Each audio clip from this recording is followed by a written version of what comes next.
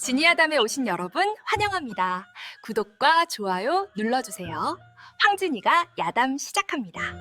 옛날 옛적 조선 인조 10년 한양 서쪽 외곽에 송열이라는 작은 마을이 있었습니다. 병자호란의 상처가 아직 채 아물지 않은 때였지요. 전란의 후유증으로 도처의 도적과 강도가 들끓었고 백성들은 밤이면 문을 굳게 걸어 잠그고 떨어야 했습니다. 그러던 어느 날부터 마을에 묘한 소문이 돌기 시작했습니다.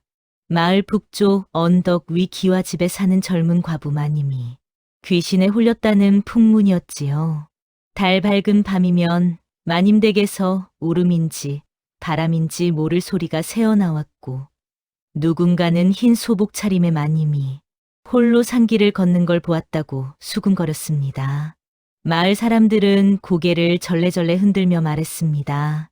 저 댁마님, 남편 여인 뒤로 정신이 온전치 못하신 게야. 하지만 그 누구도 진실을 알지 못했습니다. 그저 두려움만이 가을바람처럼 마을을 스치고 지나갔지요. 송열리 큰 양반집에는 추봉이라는 머슴이 살고 있었습니다. 34세 노총각으로 뼈 빠지게 일만 하며 살아온 사내였지요. 떡 벌어진 어깨에 건장한 체격을 지녔지만 얼굴만큼은 순박하기 그지없는 시골 사내였습니다.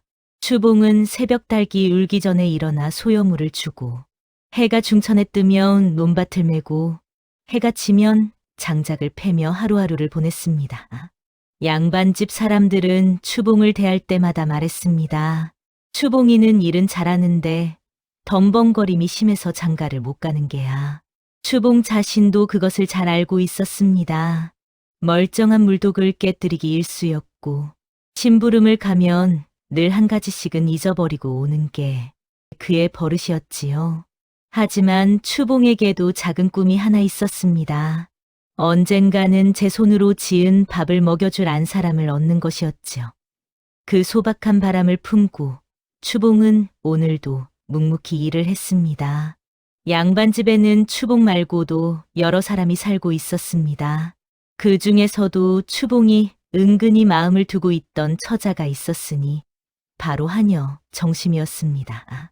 정심은 22살의 아리따운 처자로 늘 바쁘게 움직이는 모습이 제비처럼 가벼웠지요. 추봉은 정심이 물을 길러갈 때면 몰래 우물가를 어슬렁거렸고 정심이 빨래를 할 때면 필요 없는 장작을 개울가로 나르곤 했습니다. 하지만 양반집 총무를 맡고 있는 서방 최만식은 추봉을 늘 깔보았습니다. 이 멍청한 놈이 또 무얼 잘못했나? 최만식은 기회만 있으면 추봉을 나무라고 구박했지요. 반면 인근 암자에 계시는 주지승 법연 스님은 추봉에게 따뜻했습니다. 추봉이 시장 심부름을 갈 때면 암자에 들러 차 한 잔을 얻어 마시곤 했는데 법연 스님은 늘 의미심장한 말씀을 하셨습니다. 추봉아, 너의 인연은 내가 생각지도 못한 곳에서 맺힐 게다. 추봉은 그 말씀을 알아듣지 못했지만 스님의 따뜻한 눈빛만은 기억에 남았습니다. 가을이 깊어지면서 송열리에는 이상한 기운이 감돌기 시작했습니다. 추봉은 여느 때처럼 들판에서 소를 몰고 저녁이면 장작을 패며 소박하게 살아갔습니다.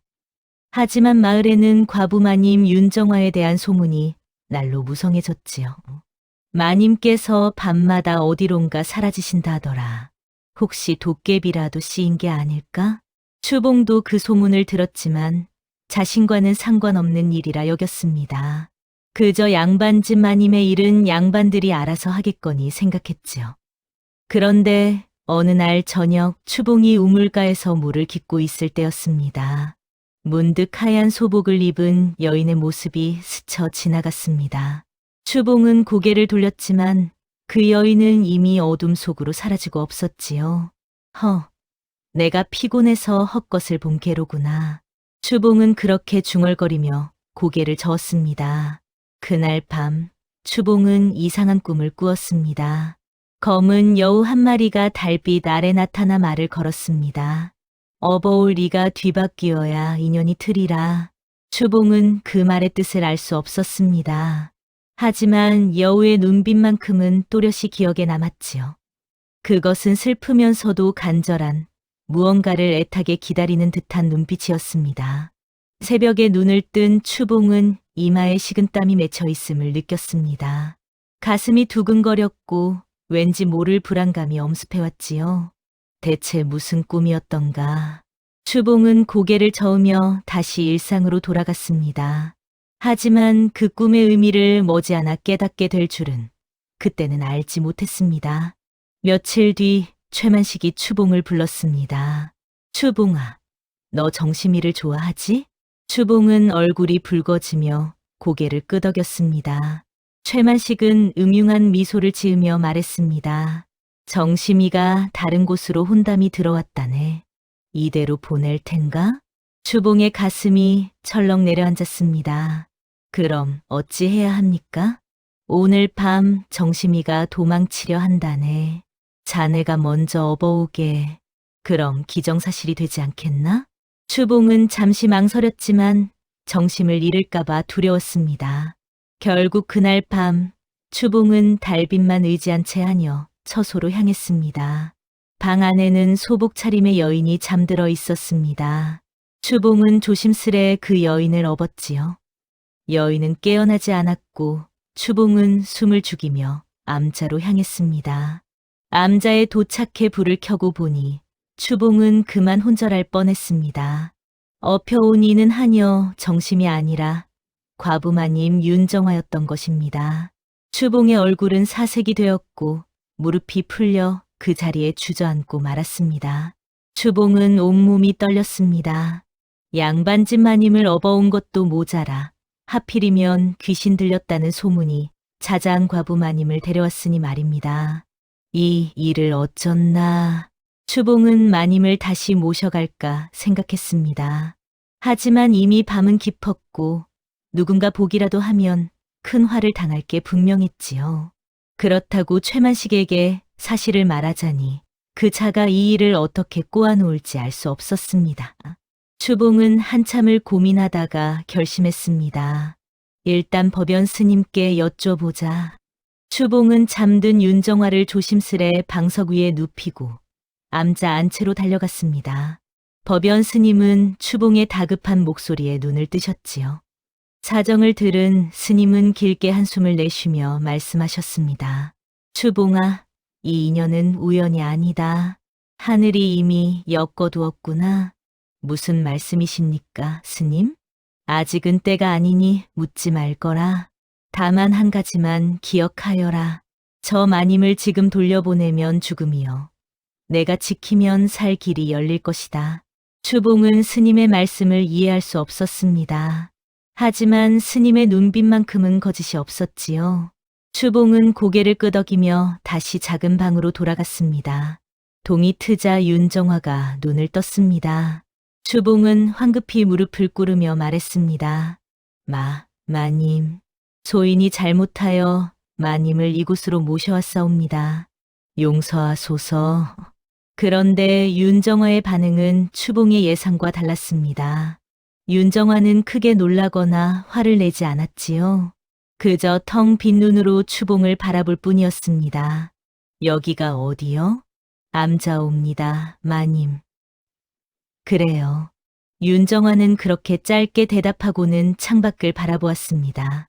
추봉은 윤정화의 손끝이 얼음처럼 차가운 것을 발견했지요. 마님, 지금이라도 댁으로 모셔다 드리겠습니다. 그러자 윤정화는 고개를 저으며 말했습니다. 아니요. 차라리 이곳이 나을지도 모르오. 예? 집으로 돌아가면 저는 다시 그곳으로 끌려갈 것이오. 윤정화의 목소리에는 깊은 두려움이 배어 있었습니다. 추봉은 무언가 심상치 않음을 느꼈지요. 마님, 혹시 무슨 일이? 묻지 마시오. 당신도 휘말리고 싶지 않다면 말이오. 윤정화는 그렇게 말하고는 다시 입을 다물었습니다. 추봉은 어찌할 바를 몰랐지만 마님을 그냥 내버려 둘 수는 없었습니다. 스님의 말씀도 있었고 무엇보다 윤정화의 눈빛에서 간절한 도움의 신호를 읽었기 때문입니다. 추봉은 조심스럽게 말했습니다. 마님, 소인이 비록 천한 머슴이오나 마님께서 원하신다면 이곳에 계셔도 되옵니다. 소인이 지켜드리겠습니다. 윤정화는 처음으로 추봉을 똑바로 바라보았습니다. 그리고 아주 작은 목소리로 말했습니다. 고맙소. 그 한마디에 추봉의 가슴이 뜨거워졌습니다. 신분을 떠나 한 사람이 다른 사람을 지킨다는 것의 무게를 처음으로 느낀 순간이었지요. 사흘째 되는 날, 양반댁에서 난리가 났습니다. 마님 윤정화가 사라졌다는 소식에 온 마을이 발칵 뒤집혔지요. 포도청 나졸들까지 동원되어 수색이 시작되었고 의심의 화살은 곧 추봉에게 향했습니다. 그날 밤 추봉이가 어디론가 사라졌다더라. 분명 그 놈이 마님을 해친 게 틀림없어. 최만식은 앞장서서 추봉을 모함했습니다. 저 멍청한 놈이 무슨 짓을 저질렀는지 모르겠습니다. 빨리 잡아들이소서. 추봉은 암자에 숨어 있었지만 오래 버틸 수 없다는 것을 알았습니다. 법연 스님이 말씀하셨지요. 추봉아, 내가 나가서 책임을 져야 할 때가 왔구나. 하지만 스님, 마님은 어찌합니까? 마님은 내가 지킬 것이니 염려 말거라. 너는 내 몫을 해내거라. 추봉은 결심했습니다. 도망치지 않기로 말입니다. 추봉이 양반댁으로 돌아가려 할 때 법연 스님이 불렀습니다. 추봉아, 떠나기 전에 한 가지 알아야 할 게 있다. 무엇입니까, 스님? 마님께서는 내가 오는 것을 알고 계셨다. 예? 그날 밤 마님께서는 일부러 하녀 처소에 가서 잠들어 계셨다. 내가 오기를 기다리면서 말이다. 추봉은 믿을 수 없다는 표정을 지었습니다. 그럴 리가 없습니다. 제가 정심이를 데려오려 했는데. 아니다. 마님께서는 내가 온다는 것을, 아니 내가 와야 한다는 것을 알고 계셨다. 이것은 우연이 아니라 필연이었던 게다. 스님은 낡은 책 한 권을 펼쳐 보이며 말했습니다. 이 책에는 왕실에서 내려오는 예언이 적혀 있다. 수호 별자리를 가진 자가 달빛 아래에서 왕실의 혈통을 업어야만 저주가 풀린다고 말이다. 추봉의 머릿속이 혼란스러웠습니다. 그럼 제가 마님을 업어온 게 아니라 마님이 절 따라온 것이란 말씀이십니까? 그렇다. 이제 너는 단순한 머슴이 아니다. 마님의 운명을 짊어진 자가 된 것이니라. 추봉은 그제야 깨달았습니다. 자신에게 일어난 일이 단순한 실수가 아니라 하늘이 정한 인연이었다는 것을 말이지요. 추봉은 무릎을 꿇고 물었습니다. 스님, 그럼 제가 무엇을 해야 합니까? 마님의 과거를 알아야 한다. 그래야 마님을 구할 수 있느니라. 추봉은 양반댁으로 가지 않고 암자에 남기로 했습니다. 며칠 동안 추봉은 윤정화를 조심스레 돌보았습니다. 새벽이면 우물에서 물을 길어다 새수물을 준비했고 끼니 때가 되면 따뜻한 죽을 끓여 올렸지요. 윤정화는 처음에는 경계했지만 점차 마음의 문을 열기 시작했습니다. 어느 날 저녁 윤정화가 처음으로 추봉에게 물었습니다. 머슴 양반, 성함이 무엇이오? 추봉이라 하옵니다, 마님. 추봉, 가을 단풍을 닮은 이름이구려. 윤정화는 희미하게 미소 지었습니다. 추봉은 그 미소를 보며 가슴이 뛰는 것을 느꼈지요. 마님, 이 죽을 잡수시옵소서. 소인이 정성껏 끓였습니다. 윤정화는 숟가락을 들었다가 추봉을 바라보았습니다. 당신은 참 이상한 사람이오. 나를 무서워하지 않소? 무서울 게 무엇이 있겠습니까? 마님께서는 그저 힘든 일을 겪고 계실 뿐이지요. 윤정화의 눈에 눈물이 맺혔습니다. 오랜만에 사람 대접을 받는구려. 그날 밤 윤정화는 추봉의 옷자락을 조심스레 잡으며 말했습니다. 추봉 양반, 예, 마님. 머슴치고 손이 참 따뜻하구려. 추봉은 얼굴이 붉어졌습니다. 마님의 손을 잡고 싶었지만 신분의 차이가 너무나 컸지요. 추봉은 그 마음을 꾹 눌러 담으며 조용히 대답했습니다. 마님께서 차가우신 것뿐이옵니다. 두 사람 사이에 묘한 기운이 흘렀습니다. 그것은 신분을 넘어선 사람과 사람 사이의 온기였지요. 보름달이 뜬 밤이었습니다. 추봉이 잠든 사이 갑자기 윤정화의 신음소리가 들려왔습니다. 추봉이 황급히 달려가 보니 윤정화가 온몸을 부들부들 떨며 식은땀을 흘리고 있었습니다. 마님, 추봉이 윤정화를 안아 일으키려 하자 마님의 몸에서 무서운 한기가 뿜어져 나왔습니다. 마치 얼음덩이를 아는 듯했지요. 너무 춥소. 윤정화의 입술은 파랗게 질려 있었고 눈동자는 초점을 잃고 있었습니다. 추봉은 당황했지만 곧 정신을 차리고 불을 지폈습니다. 하지만 아무리 불을 떼도 윤정화의 몸은 식어만 갔습니다. 추봉은 더 이상 망설이지 않았습니다. 자신의 옷을 벗어 윤정화를 감싸고 직접 안아서 체온을 나눴지요. 마님, 정신 차리시옵소서. 조인이 여기 있사옵니다. 밤새도록 추봉은 윤정화를 안고 있었습니다. 불을 지피고 따뜻한 물수건으로 마님의 이마를 닦아주며 한순간도 떨어지지 않았지요. 새벽녘 윤정화가 가까스로 정신을 차렸습니다. 추봉의 품에 안긴 채로 말입니다. 그날의 원혼이 날 놓아주지 않소. 윤정화는 간을 깨 중얼거렸습니다. 원혼이라니 무슨 말씀이십니까? 내 남편. 억울하게 죽은 내 남편이 나를 저승으로 데려가려 하오. 추봉의 등줄기로 식은땀이 흘렀습니다. 하지만 그는 윤정화를 더욱 꽉 안으며 말했습니다. 마님을 내어드릴 수 없습니다. 이 추봉이 목숨을 걸고 지켜드리겠습니다. 그 말에 윤정화는 처음으로 따뜻한 눈물을 흘렸습니다. 그리고 추봉의 가슴에 얼굴을 묻으며 조용히 흐느꼈지요. 다음 날 법연 스님이 추봉을 불렀습니다. 추봉아, 마님의 비밀을 알아야 할 때가 왔다. 스님은 낡은 고문서를 펼쳐 보였습니다. 마님의 남편은 3년 전 억울하게 죽었다. 영모의 누명을 쓰고 차명을 당한 것이지.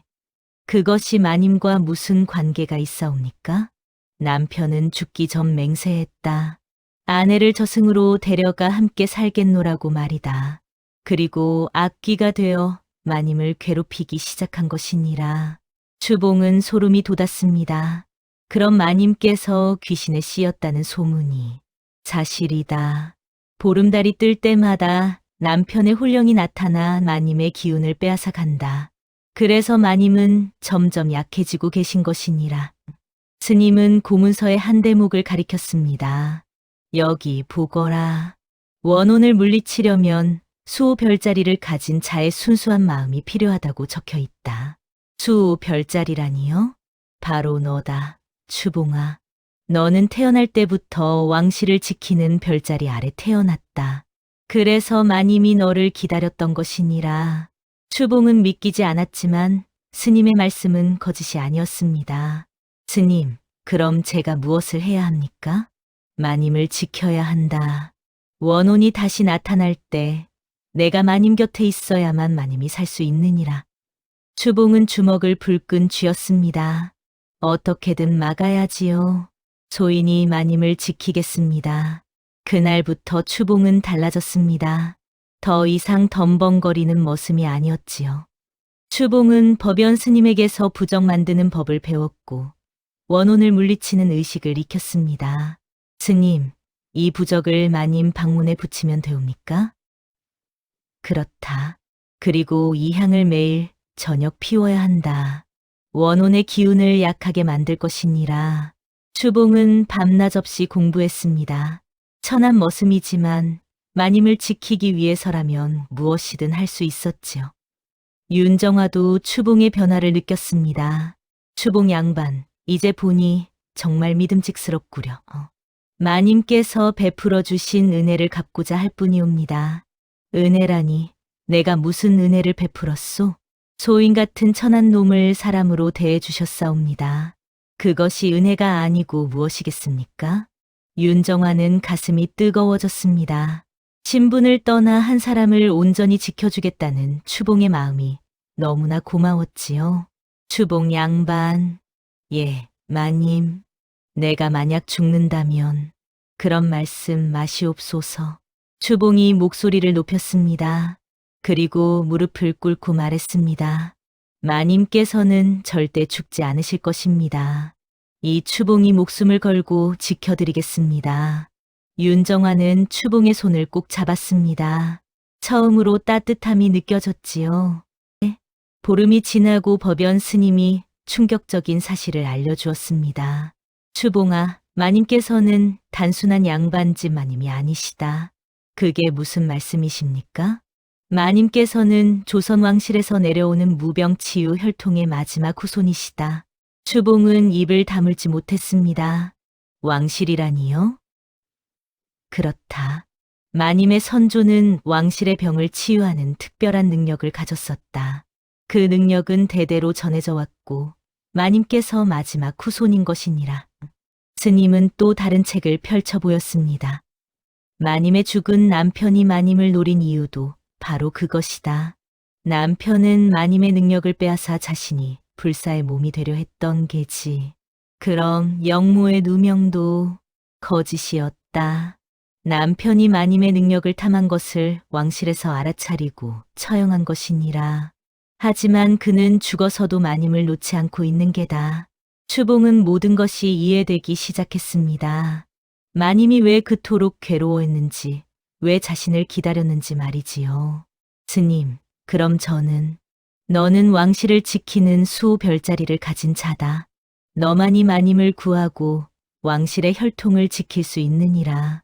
추봉은 이제 자신에게 주어진 운명을 깨달았습니다. 단순한 머슴이 아니라 하늘이 정한 수호자였던 것입니다. 바로 그날 밤 보름달이 떠올랐습니다. 추봉은 윤정화의 방을 지키고 있었습니다. 부적을 붙이고 향을 피웠지만 갑자기 방 안의 온도가 급격히 떨어졌지요. 창문이 스스로 열리더니 검은 기운이 방 안으로 스며들어 왔습니다. 정화야, 나와 함께 가자. 음산한 목소리가 들려왔습니다. 윤정화는 비명을 질렀고 추봉은 윤정화 앞을 막아섰습니다. 물러가시오. 마님을 해칠 수 없소. 하지만 원호는 추봉을 비웃었습니다. 내 따위 천한 것이 감히. 검은 손이 추봉의 목을 조르기 시작했습니다. 추봉은 숨을 쉴 수 없었지만 끝까지 버텼지요. 마님을 내어드릴 수 없습니다. 바로 그때 윤정화가 비명을 지르며 쓰러졌습니다. 원혼이 마님의 영혼 일부를 끌어낸 것입니다. 추봉은 절규했습니다. 마님, 추봉은 온 힘을 다해 윤정화를 붙잡았습니다. 하지만 마님의 몸은 점점 투명해지고 있었지요. 안 돼. 마님을 두고 갈 수는 없습니다. 추봉의 눈에서 눈물이 흘러내렸습니다. 그 눈물이 윤정화의 손등에 떨어지자 희미한 빛이 번졌습니다. 그것은 수호 별자리의 힘이었습니다. 하지만 아직 충분하지 않았지요. 원호는 윤정화를 거의 다 끌어가고 있었고 추봉은 무력하게 지켜볼 수밖에 없었습니다. 추봉은 결심했습니다. 자신의 생명을 미끼로 원혼을 불러낼 것을 말이지요. 내가 대신 가겠소. 마님 대신 이 목숨을 가져가시오. 추봉은 온몸에 부적을 붙이고 원혼 앞에 섰습니다. 감히 내 안에는 수호 별자리의 기운이 있다 하였소. 그것이면 충분하지 않소? 원호는 잠시 망설였습니다. 추봉의 몸에서 뿜어져 나오는 빛이 탐났던 것이지요. 좋다. 내 목숨으로 충분하다. 원혼이 추봉에게 달려들었습니다. 추봉은 눈을 감고 마님의 얼굴을 떠올렸습니다. 마님, 행복하시옵소서. 바로 그때 윤정화가 깨어났습니다. 안 돼. 윤정화가 벌떡 일어나 추봉 앞을 막아섰습니다. 내 남편이었던 자여, 이제 그만 놓아주시오. 윤정화의 이마에서 찬란한 빛이 터져 나왔습니다. 그것은 왕실 혈통의 치유 능력이었지요. 법연 스님이 급히 달려와 구판을 벌였습니다. 지금이다. 마님과 추봉이 함께 힘을 합쳐야 한다. 추봉은 윤정화의 손을 꽉 잡았습니다. 두 사람의 기운이 하나로 합쳐지자 눈부신 금빛이 방 안을 가득 채웠습니다. 원호는 비명을 질렀습니다. 이럴 수가. 수 별자리와 왕실 혈통이 합쳐지면 스님이 큰 소리로 경문을 읽었습니다. 하늘이 정한 인연은 누구도 끊을 수 없나니 원한을 품은 홀령이여 이제 떠나라. 윤정화가 두 손을 모아 기도했습니다. 당신이 억울하게 죽은 것은 안다오. 하지만 나를 해치려 한 것은 당신이 먼저였소. 이제 원한을 놓고 편히 가시오. 윤정화의 눈에서 눈물이 흘러내렸습니다. 그것은 슬픔의 눈물이자 용서의 눈물이었지요. 추봉도 함께 외쳤습니다. 이승의 연은 여기서 끝이오. 이제 저승으로 가시오. 두 사람의 목소리가 하나가 되자 금빛은 더욱 강렬해졌습니다. 원호는 점점 약해지더니 마침내 한 줄기 검은 연기가 되어 사라졌습니다. 마지막 비명과 함께 원호는 완전히 소멸했습니다. 방 안은 고요해졌고 따뜻한 기운이 감돌기 시작했지요. 윤정화는 추봉의 품에 쓰러졌습니다.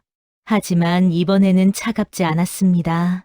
따뜻한 온기가 느껴졌지요. 마님, 괜찮으십니까? 고맙소. 추봉 양반. 당신이 아니었다면. 윤정화는 그렇게 말하고 기절했습니다. 추봉은 윤정화를 조심스레 안고 자리에 눕혔지요.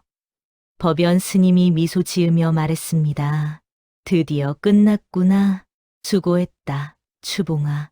추봉은 무릎을 꿇고 울음을 터뜨렸습니다. 긴장이 풀리면서 밀려온 안도감이었지요. 마님을 지켰습니다, 스님. 소인이 해냈습니다. 그래, 잘했다. 이제 마님께서는 평안하실 것이다. 동쪽 하늘이 밝아오고 있었습니다. 긴 밤이 지나고 새로운 아침이 밝아오는 것이었지요. 사흘 뒤 윤정화가 완전히 회복했습니다. 법연 스님은 두 사람을 앞에 앉히고 모든 진실을 밝혔습니다. 추봉아, 너는 태어날 때부터 왕실을 지키는 수호 별자리 아래 태어났다. 그래서 왕실 혈통인 마님과 인연이 맺어진 것이니라. 그럼 처음부터. 그렇다. 내 꿈에 나타난 검은 여우는 마님의 수호령이었다. 마님을 구할 수 있는 자가 너뿐임을 알려주려 한 것이지. 윤정화가 말했습니다. 나도 몰랐소. 단지 꿈에서 계시를 받았을 뿐이오. 달빛 아래에서 나를 업어갈 자가 나타날 것이며 그 자만이 나를 구할 수 있다고 말이오. 추봉은 모든 것이 이해되었습니다. 그래서 마님께서 하녀 처소에 가서 기다리고 계셨군요. 그렇소. 당신이 온다는 것을 알았소. 그리고 당신이 나를 업어가는 순간 이것이 하늘이 정한 인연임을 깨달았지요. 스님이 웃으며 말했습니다. 업어올 네가 뒤바뀌어야 인연이 틀이라. 그 예언이 실현된 것이니라. 추봉은 고개를 숙였습니다. 소인은 그저 덤벙대는 머슴일 뿐인데 어찌 이런 큰일을. 윤정화가 추봉의 손을 잡았습니다. 아니요. 당신은 나를 구한 은인이요. 신분이 무슨 상관이 있겠소? 두 사람의 눈이 마주쳤습니다. 그 눈빛에는 깊은 감사와 그리고 사랑이 담겨 있었지요. 법연 스님이 말했습니다. 이제 마님께서는 죽은 남편에 대한 미련을 놓으셨으니 새로운 삶을 사실 수 있을 것이오. 윤정화는 고개를 끄덕이며 말했습니다. 그래요. 이제 과거는 과거일 뿐이오. 나를 구해준 이 은인에게 평생 감사하며 살겠소. 소문은 빠르게 퍼졌습니다. 마님 윤정화가 귀신에게서 벗어났다는 소식에 양반댁에서도 안도했지요. 하지만 최만식은 자신의 잘못이 드러날까 두려워 떨었습니다. 결국 추봉이 모든 진실을 밝혔습니다. 최만식 서방이 소인을 속여 하녀를 업어오라 시켰습니다. 그것이 이 모든 일의 시작이었습니다. 양반댁 주인은 크게 노하여 최만식을 내쫓았습니다. 이 간악한 놈, 당장 이 집에서 나가거라. 최만식은 벌을 받았고 추봉은 자유민이 될 자격을 부여받았습니다. 추봉아, 이제 너는 자유의 몸이다. 어디든 원하는 곳으로 가거라. 추봉은 절을 올리며 말했습니다. 감사하옵니다. 나으리. 하녀 정심도 추봉을 찾아왔습니다. 추봉 오라버니, 이제 자유의 몸이 되셨다니 축하드려요. 고맙네, 정심아. 오라버니는 이제 어디로 가실 건가요? 추봉은 윤정화를 바라보며 말했습니다. 마님과 함께 새로운 길을 걸을 생각이네. 정심은 미소 지으며 말했습니다. 그럼 잘 되셨어요. 오라버니는 원래 저보다 더 좋은 분을 만나실 운명이었나 봐요. 정심은 추봉에게 축복을 전하고 떠났습니다. 윤정화는 추봉에게 말했습니다. 추봉 양반, 나와 함께 작은 약방을 열지 않겠소? 내 능력으로 백성들을 돕고 싶소. 그것이 마님의 뜻이라면 소인이 기꺼이 따르겠습니다. 두 사람은 마을 외곽에 작은 약방을 열었습니다. 윤정화는 백성들의 병을 고쳤고 추봉은 약재를 구하고 환자들을 돌보았지요. 마을 사람들은 두 사람을 보며 말했습니다. 저 두 분은 참으로 잘 어울리시는구려. 신분이 다르지만 마음이 통하는 것이 보이지 않소? 와, 1년이 흘렀습니다. 추봉과 윤정화는 함께 약방을 운영하며 백성들을 도왔습니다. 두 사람 사이에는 깊은 신뢰와 애정이 자라나고 있었지요. 어느 가을밤 둘은 약방마당에 나란히 앉아 달을 바라보았습니다. 윤정화가 추봉의 등을 쓰다듬으며 말했습니다. 추봉 양반. 예, 마님. 그날 도령의 등에 엎여 있던 것은 나의 운명이었소. 추봉은 윤정화의 손을 꼭 잡았습니다. 소인도 마님을 업은 그날 제 운명이 바뀌었사옵니다. 두 사람의 어깨 위로 은은한 달빛이 내려앉았습니다. 마을 사람들 사이에는 이런 이야기가 전해졌습니다. 달빛 아래 엎인 마님과 머슴, 그 인연은 하늘이 손수 맺어준 것이라네. 신분이 무슨 상관이겠소. 진심이 통하면 그것이 진정한 인연이지요. 옛말에 이르길 인연이란 신분이 아니라 마음이 고른 길 위에 맺힌다 했습니다.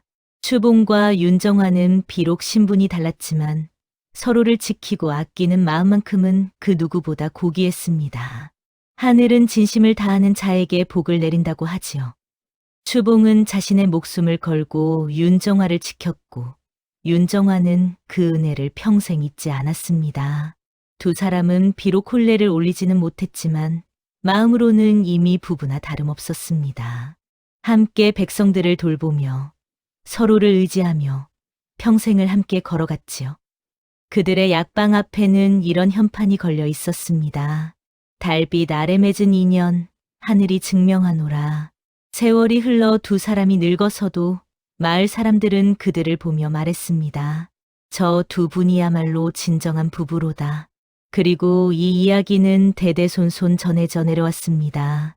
신분을 넘어선 진실한 사랑이 얼마나 아름다운지를 보여주는 이야기로 말이지요. 다음 영상을 빠르게 만나보시려면 좋아요와 구독을 눌러주세요. 그럼 더 재미있는 영상으로 찾아뵙겠습니다. 모두 행복한 하루 보내세요.